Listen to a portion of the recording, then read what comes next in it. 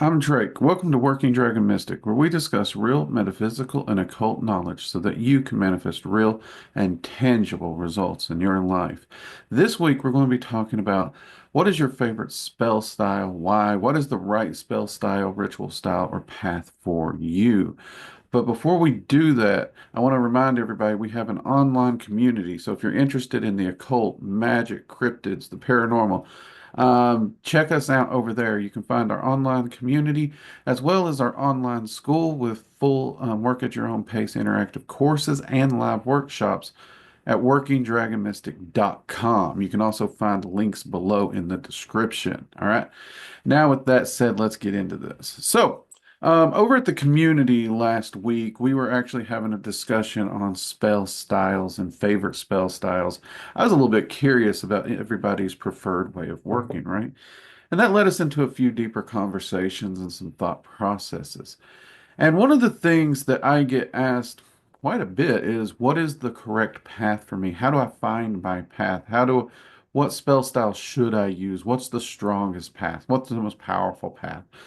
And the answer is none of the above. There is no such thing as the strongest path, okay? There's this fictional mentality about magic and power and strength of magics and those kinds of things. First off, if you're just seeking the most powerful path for your anime fantasy, magic's probably not the path for you because it's going to take discipline and focus regardless of what road you take.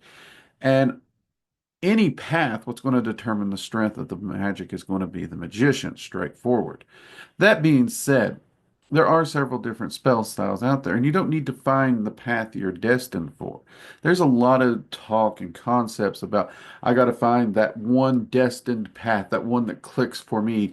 And I know there's even a lot of people who do tarot readings and divination works and chart work. They will charge you two, $300 for this, and I haven't found one person who's paid for it and actually got a good answer and found a practice they're happy with. Here's the cheat code though. The path that is right for you is the one you enjoy practicing and the one that is giving you the results you like. Now, for me, I am a very results oriented and driven person. If magic didn't give me results, I wouldn't do it. At the same time, there's a lot of people who approach magic from a more spiritual view. They're not looking for necessary um, data quantified manifestations. They're looking for a path to give them some form of enlightenment, some form of peace and balance. And those things can be found very easily, and there's nothing wrong with that at all. I absolutely understand the mindset. So, you got to find the one you enjoy because if you don't enjoy getting up and doing the things that you're doing, you're not going to stick with it and you're probably not going to get anything out of it.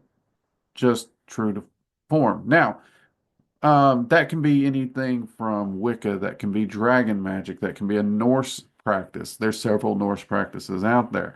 That can be the Draconic Path, something like similar to the Draconic Ritual book by Asnoth Mason. That can be the Nocturnal Path by Constanos. There's several Wiccan paths. Honestly, we mentioned Wicca as a whole, but there's so many different traditions within Wicca. You could pick any of those. And if you enjoy them, by all means. And in fact, there's a Draconic Wicca. Maybe that is your personal flavor or speed. I don't know. Ceremonial magic, don't remember if I mentioned it. That's also an option. And there's different varieties of ceremonial magic, Thelma being one. So there's definitely things to dive into and research that are traditions and things like that. Yes, absolutely. There are some that are initiatory, and you may not be able to find a person to initiate you. And if you can, that one's just not an option for you. There's been plenty of things in my life that I wanted to do, and I couldn't get a door to do it. You know what I mean? But at the same time, there's lots of stuff out there to look into and explore and find. I love to learn. I love to try things. After all these years of all the things I've tried, for me, Dragon Magic and Norse Magic are really the two that I always gravitate toward the most. They've found my little sweet spot. They really work.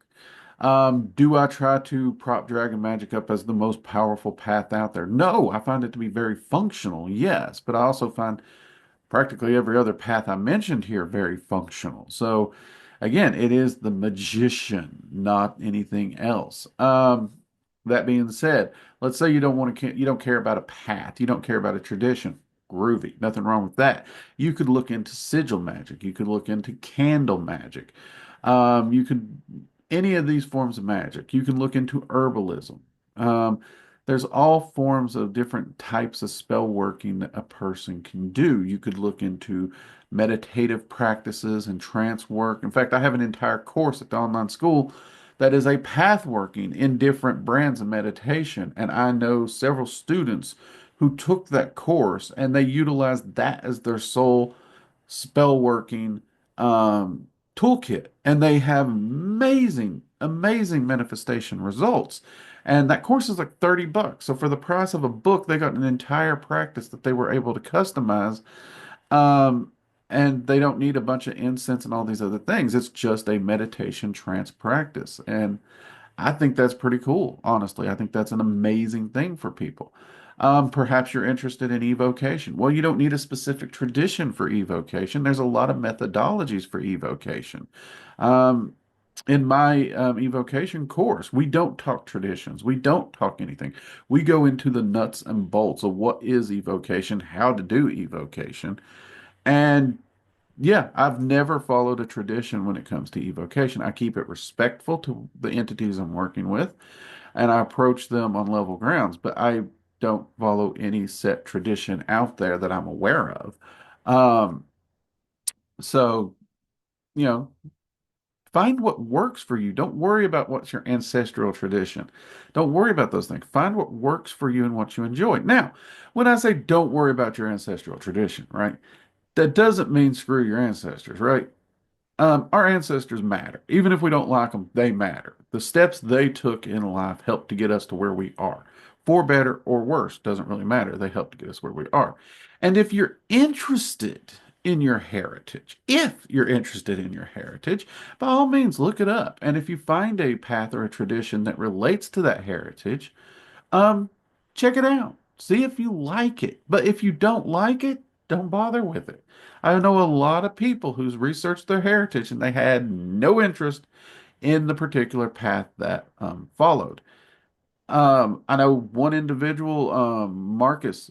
He's actually Celtic, um, and or his heritage is Celtic. He looked into it, so he looked into different Celtic paganism paths and druidry and stuff like that, and none of them was really his. Yeah, he just had no interest in them. He actually tried them and practiced a little bit, and he just found them dull and boring, and he couldn't stick with it. It was like pulling teeth to do a ritual. And he absolutely has respect for the traditions. He regularly does trips. Um, but it just wasn't for him personally. And that's fine. There's nothing wrong with that in any shape, form, or fashion. And you shouldn't feel bad about that. That's perfectly okay. In fact, last time I talked with him, he was actually studying sigil magic and nocturnal witchcraft by Constantinos. I can't remember how to spell his name or pronounce it. So, and I was asking him, how is he finding that? Because, I've read those books and I found them quite interesting and functional. And the author definitely put together a very interesting magical practice. And he actually really was enjoying it. It really fit him. There was something that was vibing with him, and he's going to finish out those books and all the workings in that. He's going to run through those for the next year or two, I think he said. And he's also going to start doing some research to see if there's other materials similar. And he's asked me to help, and he asked if there's anything in dragon magic similar, stuff like that. And I told him actually there is a few things in Dragon Magic that we could probably that would I would say would be similar, and I'm willing to work with him on that. So it's just about finding that. He's enjoying sigil magic. He doesn't really do much with candle magic. He's not really gotten into candle magic.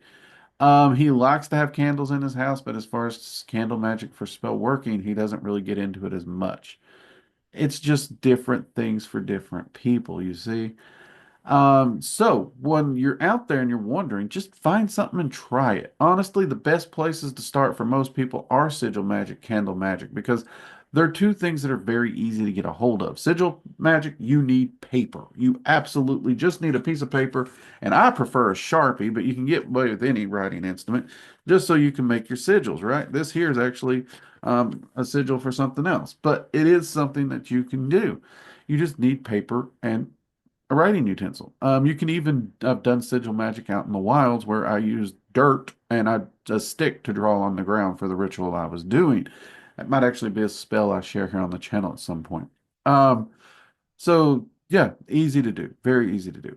There's also just spoken magic. Then there's intoning. You see this in Norse magic, in the Golder practice, where they actually intone certain sounds and things to put that out into the ether and to help manifest it. You see this a lot with Goldering runes, for example. They'll pull on the runes and Golder their names, which we have a video on that. So it's about finding what works for you and what you enjoy. Those are the things you really need to focus on. Don't worry about all the other trappings and all that. So many people worry about all the other stuff. They never take the time to just get in there and try and learn a little bit about the style. Like there's hundreds and hundreds of books on sigil magics, hundreds of opinions on sigil magic, and different methodologies and different thought processes on how to do it. But in all honesty, we have a video on here, Sigil Magic for Beginners. Give that a check out too. It's a very simple but very effective form of magic. I highly recommend it. I've also found candle magic very effective in the past. It's not one I use as often these days, but I have a prosperity spell on this channel that is built off of gazing magic and candle magic, both actually. And I still use that spell. I still recommend that spell. It's a very effective spell. Candle magic can be highly effective. There's nothing wrong with it. There are definitely beginner versions of it, but you can also take it to very advanced extremes if you're willing to put the effort in and the time and learn. So that's my 2 cents on this. I want you to get out there and I want you to find what it is you like and what works for you and what fits your goals and your path and what it is you're looking to do in your life. It's going to be different for everyone. Don't let someone say you have to do this, you have to practice that. You can only do this in this tradition. You can only do this over here. Find what works for you. Okay. And if you want a tradition that you have to be initiated into, start doing spell work to find someone who can actually truly initiate you. That would be my advice because you're right. When it comes to those, you got to get in the door, and you can't get yourself in the door. You got to get someone else to get you in the door, unfortunately. All right.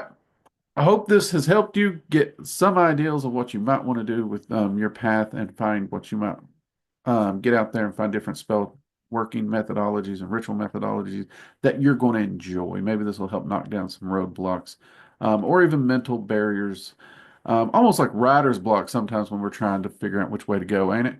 Um, I hope this helps. All right, everybody. Again, remember to check us out over at the online school and the online community. Those links are below, and I'll catch you next time. Take care. Goodbye.